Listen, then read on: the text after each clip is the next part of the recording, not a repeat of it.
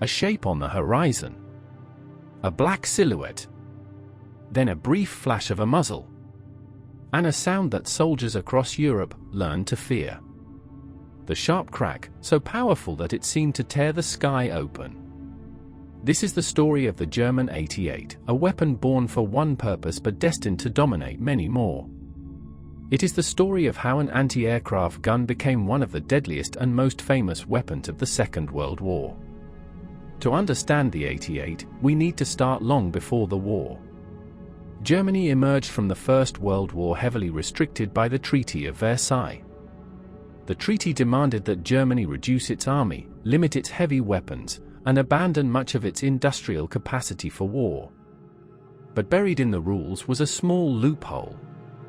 While Germany was banned from developing new field artillery, the treaty did not specifically restrict anti-aircraft guns. And so, German engineers realized that if they could not design a new artillery piece, they would design a gun for shooting at aircraft instead. A gun that could be improved, enlarged, and developed without raising suspicion. A gun that could become far more than it appeared on paper. This responsibility fell to Germany's most experienced weapons manufacturers. Their early designs in the 1920s produced the Flak 32, and later the Flak 36. These weapons were intended to fight aircraft, which at the time were flying higher and faster every year. To reach them, Germany needed a gun with high velocity, excellent accuracy, and a stable platform that could traverse and elevate rapidly. The answer was an 8.8 centimeter gun, firing a shell at over 800 meters per second. It was powerful, precise, and built with remarkable engineering quality. The Germans simply called it the Flak, but the world would soon know it by a different name, the 88. By the time the Second World War began, the Flak 88 was already deployed in Luftwaffe anti-aircraft units across Germany. Its normal role was to shield factories, airfields, and cities from enemy bombers. But it would not take long for soldiers to notice that this gun, designed for the sky, had a hidden potential on the ground. In 1939 and 1940, during the invasions of Poland and France, German commanders encountered heavily armored targets. Concrete bunkers. Fortified positions. Enemy tanks that were tough, slow, and difficult to destroy with standard infantry weapons. German field guns struggled. Anti-tank rifles were almost useless.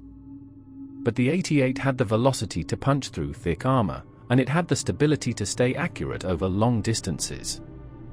So commanders began experimenting.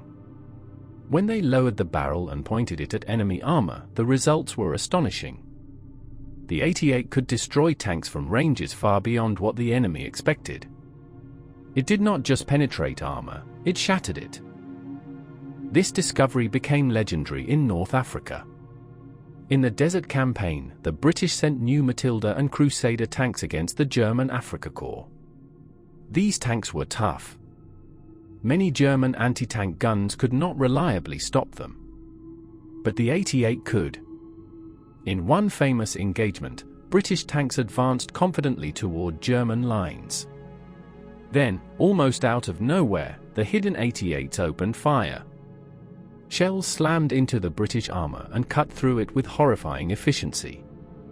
Within minutes the attack collapsed. From that day on, the Afrika Korps relied on the 88 as one of its most trusted weapons. The British learned to fear it, and any report that 88s were ahead would often cause entire units to change course. But why was the Flak 88 so devastating compared to other guns of its era? The secret was its design. Unlike most field guns, the 88 used a cruciform carriage that allowed it to rotate a full 360 degrees and elevate deeply. It had a semi-automatic breech that ejected the spent shell and allowed rapid reloading. It could fire 15 to 20 rounds per minute. And it had superb optics for aiming, something Germany excelled at throughout the war. Most importantly, the 88 fired a high-velocity projectile with great stability. When a shell left that barrel, it stayed flat, fast, and accurate even at extreme ranges. This made it an excellent anti-aircraft gun. But it also made it the perfect long-range anti-tank weapon. German engineers quickly took note of the gun's performance. If the 88 was so good on the ground, why not build it into a tank? This led directly to some of the most powerful tanks of the war. The Tiger I, introduced in 1942, carried an 88. This was derived from the famous Flak version, with modifications for use inside a tank's turret. The Tiger was heavy, slow to produce, and expensive. But its gun gave it a terrifying reach. On the Eastern Front, Soviet T-34 and KV series tanks were often destroyed before they could even fire back. German tank crews called it the king of the battlefield. Allied tank crews learned to fear the long boom of the 88. A later variant of the 88 was even more powerful. These newer 88s equipped the Tiger II and the Jagdpanther, giving both vehicles astonishing firepower. These tank hunters could defeat almost every Allied tank at long range. To be hit by an 88 from a Tiger II was usually fatal. The 88 did not stop there. Engineers discovered that its velocity and accuracy also made it useful for attacking slow or low-flying aircraft.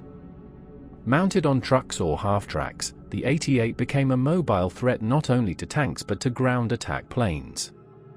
A pilot flying over the front lines knew that if an 88 found its range, survival was unlikely. The gun was simply too accurate, and its shells too fast. Throughout the war, the 88 evolved. New versions appeared, including the Flak 41 with improved range and rate of fire. These guns protected German cities from Allied bombers during the strategic bombing campaign. Although they could not stop the waves of heavy bombers, they inflicted serious damage on the American and British air forces. The sight of an 88 battery firing at night, glowing with heat and surrounded by brilliant tracer fire, became one of the signature images of the air war over Europe. Every soldier who served near an 88 remembered it. The gun produced an unforgettable shockwave when fired. After the war, Allies examined captured 88s and studied them closely. Many nations adopted features from this German design, including high-velocity barrels and better carriage systems. The 88 inspired a generation of anti-tank and anti-aircraft weapons. Even today, modern guns owe something to the lessons learned from the 88. But the legacy of the Flak 88 is not only technical. It is also psychological. Its reputation became so powerful that soldiers often believed they were under fire from 88s even when hit by other weapons. The fear it created became part of its story. A myth wrapped around a very real and very deadly machine. Some weapons in history are admired for their elegance. Some for their complexity. But the 88 is remembered because it worked. It did what it was designed to do with remarkable precision, and it did far more than its creators ever expected. It was a gun that changed battlefield tactics, shaped tank design, and defined anti-aircraft warfare for an entire generation. In the end, the Flak 88 became more than just a gun. It became a symbol. A reminder that sometimes, the most dangerous weapons are not the ones intended for glory, but the ones that prove themselves through sheer performance. Born from treaty restrictions, refined by German engineering, and tested in some of the harshest battles of the Second World War, the 88 remains one of the most iconic artillery pieces ever built. Its impact is still studied. Its design is still admired. And its name is still spoken with respect, even by those who once faced it across the battlefield. This is the story of the 88. A gun that ruled the sky, dominated the desert, and reshaped the very meaning of firepower.